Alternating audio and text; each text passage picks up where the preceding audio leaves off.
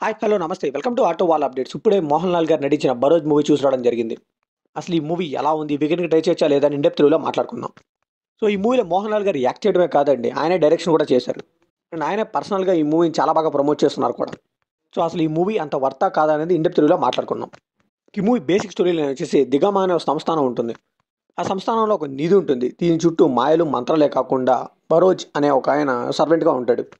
So ఆ దిగామా సంస్థానానికి నిజమైన వారసులు ఎవరు, సో వాళ్ళకి ఆ నిధిని బరోజ్ అప్పగించాడా లేదా ఇదంతా తెలియాలంటే ఈ మూవీ ట్రై చేయాల్సిందే. ఈ మూవీ పాజిటివ్ విషయానికి వస్తే ఈ మూవీని అయితే ఒక నావల్ నుంచి అయితే అడాప్ట్ చేసుకున్నారండి. బరోజ్ ద గార్డియన్ ఆఫ్ దిగామా ట్రెజర్ దీని నుంచి అయితే తీసుకున్నారు. దీని ఎసెన్స్ ఏంటంటే మనకి ఎంత నిధి ఉన్నా ఎంత డబ్బు ఉన్నా కానీ మనకంటూ ఒక మనిషి ఉండాలనేది దీని మెసేజ్. సో ఈ పాయింట్ అయితే ఎక్కడ డైల్యూట్ కాకుండా డీవియేట్ కాకుండా చాలా బాగా చూపించారు ఆ మెసేజ్ని అయితే. అండ్ ప్రొడక్షన్ వాల్యూస్ అయితే టాప్ నాచ్ అనిపించిందండి. ప్రతి రూపాయి కూడా మనకైతే స్క్రీన్ మీద కనిపిస్తుంది. కాస్ట్యూమ్స్ కూడా టాప్ నాచ్ అనిపించిందండి. ఎస్పెషల్లీ ఆ పోర్చుగీస్ టైంలో ఆ గెటప్స్ కానీ అవన్నీ కూడా చాలా బాగున్నాయి, చాలా న్యాచురల్గా అనిపించాయి. ఇంకా ఆర్ట్ డిపార్ట్మెంట్ కూడా మనకు చాలా మెచ్చుకోవాలండి. ఎందుకంటే ఈ మూవీ అంతా కూడా ఫ్యాంటసీలా ఉంటుంది కాబట్టి, ఎక్కడో జరుగుతుంది కాబట్టి ఆ సెట్స్ అన్ని కూడా చాలా న్యాచురల్గా అనిపించేలా చేశారు. ఇంకా సినిమాటోగ్రఫీ కానీ ఆ షార్ట్స్ మధ్య వచ్చే ట్రాన్స్లేషన్ కానీ అవన్నీ కూడా చాలా బాగా వర్కౌట్ అయ్యాయి.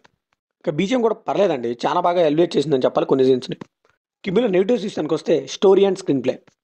అదేంటి ఇందాకే మెసేజ్ బాగా ఇచ్చావు కదా అని మీరు అనుకోవచ్చు. ఒక ఫ్యాంటసీ ఫిల్మ్కి విజువల్స్తో పాటు స్టోరీ అండ్ స్క్రీన్ ప్లే కూడా చాలా ఇంపార్టెంట్ అండి. ఆ స్క్రీన్ ప్లే అనేది రేసీగా లేదనుకోండి, చాలా అంటే చాలా మనకి ఎక్కదు అసలు. సో ఈ మూవీలో అదే జరిగిందండి. ఆ స్క్రీన్ ప్లే అంతా కూడా చాలా ఆర్టిఫిషియల్గా అనిపిస్తుంది. సో దీనివల్ల అయితే మనకి విజువల్స్ అవన్నీ గ్రాండియర్గా ఉన్నా కానీ మనం ఎందుకు ఆ స్టోరీకి అయితే కనెక్ట్ అవ్వలేకపోతాం. ఇక సీన్ టు సీన్ ట్రాన్సిషన్ బాగున్నా కానీ ఒక్క సీన్ నుంచి ఒక సీన్కి వెళ్ళేసరికి మనకైతే ఎంగేజింగ్ అయితే అనిపించిందండి. ఇక విఎఫ్ఎక్స్ అయితే వాటి గురించి మనం ఎంత తక్కువ మాట్లాడుకున్నా అంత మంచిది, 2 వర్స్ట్ అని చెప్పాలి.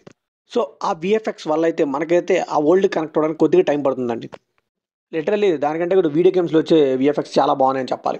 ఇంకా ఎడిటింగ్ కూడా ఈ మూవీలో పెద్ద మైనస్ అని చెప్పాలండి. చాలా వరకు అయితే ట్రిమ్ చేసి పడేయచ్చు, చాలా క్రిస్ప్ కంటెంట్ ఇవ్వచ్చు కూడా. ఎస్పెషల్లీ ఇదైతే నేను సెకండ్ హాఫ్లో చాలా ఫీల్ అయ్యానండి, బోర్డమ్ ఫీల్ అయ్యాను. చాలా సీన్స్ ఇంటరాక్ట్ చేస్తున్నారు, ట్రిమ్ చేయొచ్చు కదా అనిపించింది. ఇంకా డబ్బింగ్ కూడా అప్ టు ద మార్క్ అయితే అనిపించలేదండి, ఏదో గూగుల్ ట్రాన్స్లేటర్ కొట్టినట్టు అనిపించింది. ఇంకా మోహన్ లాల్ గారు బరోజ్ అండి, ఆయన అయితే రెక్కడి పడేశారు, చాలా బాగా సెట్ అయింది ఆ రోల్కి ఆయన. సో ఫైనల్గా ఈ మూవీకి మనం ఇచ్చే వెటిక్ట్ ఏంటంటే with average first half, bad second హాఫ్తో ఈ మూవీ అయితే జస్ట్ యావరేజ్ అని చెప్పాలి.